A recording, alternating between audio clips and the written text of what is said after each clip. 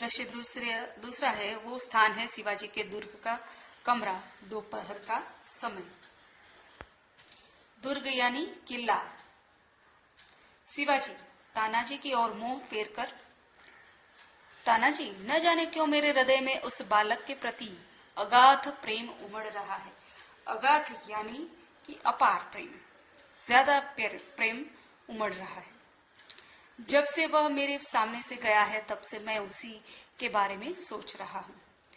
तानाजी कहते हैं, महाराज, यह उसकी वीरता और साहस का फल है। शिवाजी, तुम सच कहते हो, मैं उसकी वीरता पर मुग्ध हूँ। मुग्ध होना यानी मोहित हो जाना। इतनी छोटी अवस्था यानी कि उम्र में और इतना साहस, जिस शिवाजी के नाम से मुगल सेना कांपती है, उसके सामने एक बालक का इतना साहस, इतना साहस, साहस यानी हिम्मत। तानाजी, इसमें भी क्या कोई संदेह है? संदेह होना यानी कि शंका होना। दरबान, जो दुर्ग था, दुर्ग के बाहर बाहर एक दरबान खड़ा था, चौकीदार।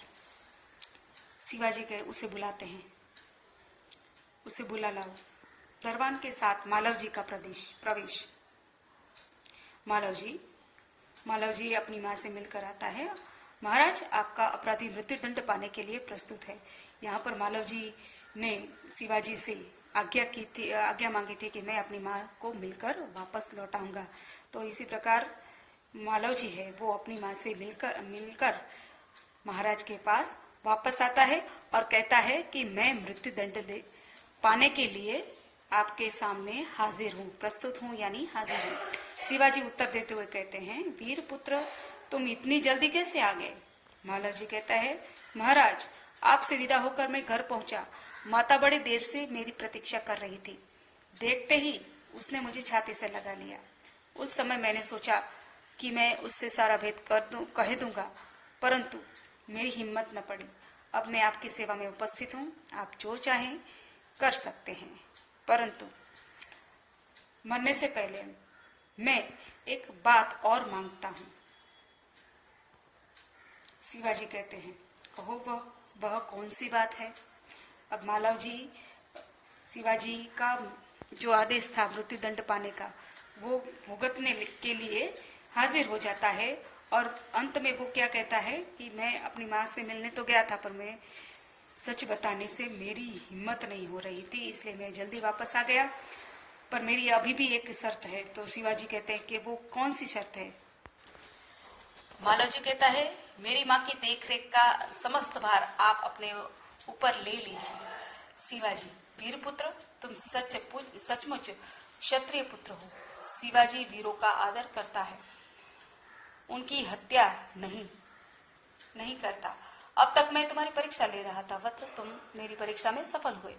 मैं तुम्हारा अपराध क्षमा करता हूँ। मालव जी शिवाजी के पैरों में गिरकर, आप धन्य हैं महाराज।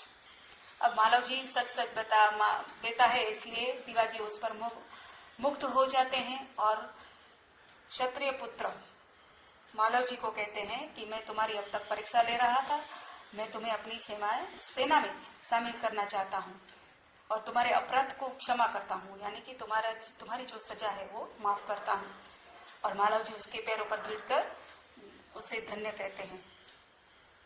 शिवाजी कहते हैं मालव जी को छाती से लगाकर, वीर पुत्र, जिस प्रकार तुम अपनी माता के दुख से दुखी होकर व्याकुल हो रहे हो, उसी प्रकार मैं भी दुखी हूँ।